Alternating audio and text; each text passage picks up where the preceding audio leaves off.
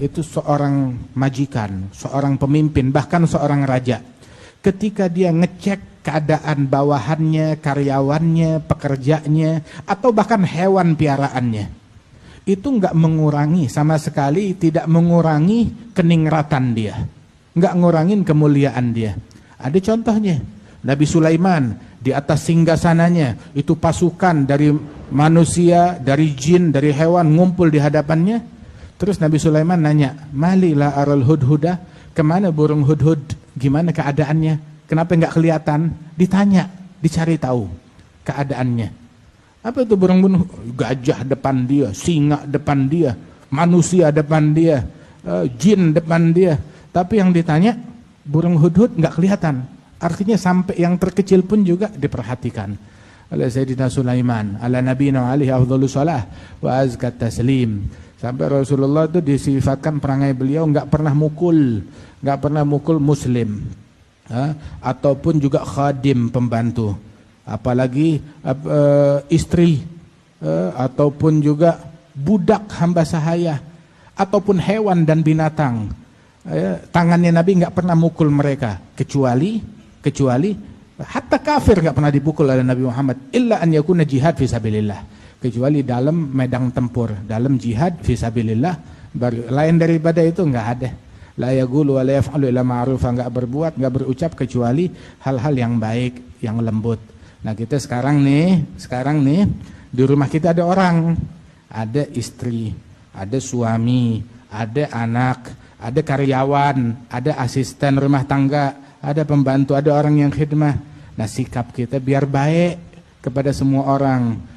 Jadilah kita tuh muhsinin, orang yang selalu berbuat baik. Nabi itu ada budak namanya siapa itu yang di Taif, Adas. Bawain Nabi anggur.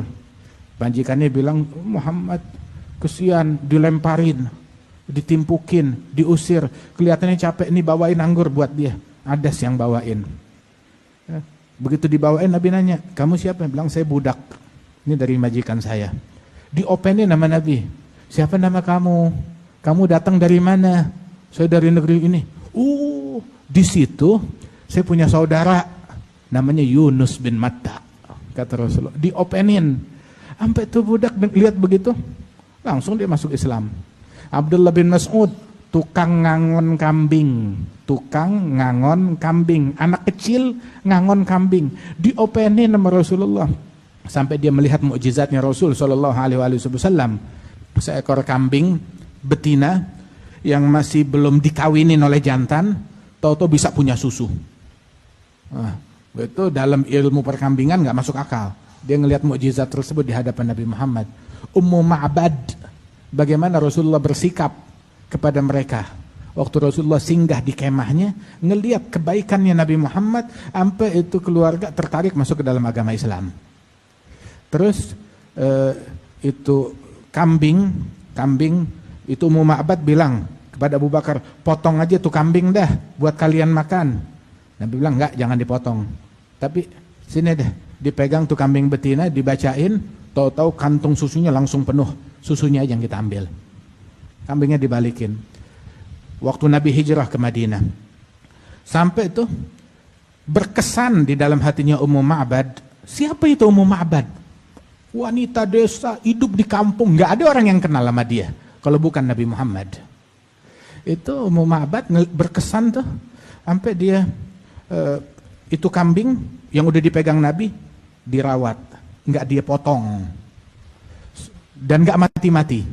Sampai Rasulullah wafat, itu kambing masih ada. Sayyidina Abu Bakar jadi khalifah, itu kambing masih ada. Sayyidina Umar bin Khattab jadi khalifah, itu kambing juga masih hidup. Panjang banget umurnya itu kambing. Sampai di akhir-akhir masa khilafah Sayyidina Umar, baru mati itu kambing. Masya Allah.